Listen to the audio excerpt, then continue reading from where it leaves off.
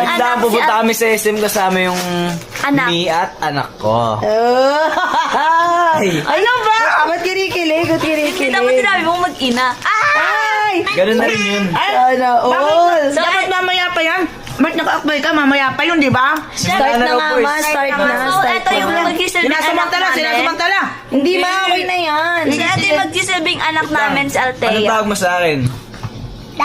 Wow! Ay, Kaya dito. tilay na natawag mo? Mami! And sa kanya, Lolo.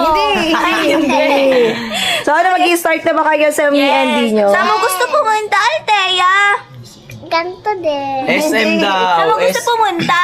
SM. Sa puso ko, sa SM. Ay, Sa hindi. puso mo na lang.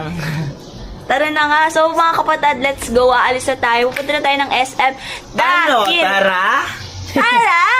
So, guys, nandito kami ngayon sa... Ay, palakad kami kasi Palabas na. mag-ano kami, magko-commute. Mahirap lang kasi kami. Charis, wala yung sasakyan dito kasi nga wala si ate. Pumunta Si sila Kuya na. Eric kasi gamit nila. So, mamasahe kami. Ayan, so... Dito na, palabas na kami. Dito na tayo. So, palabas na kami ni D. Ay, D. Anong B? D? D nga! Ay, kala ko. Pingi ka ba? So, ayan, kasama namin ang aming baby, our little baby, little princess. Ay, Mi, ang ganda mo naman yan. Pogi mo naman, D.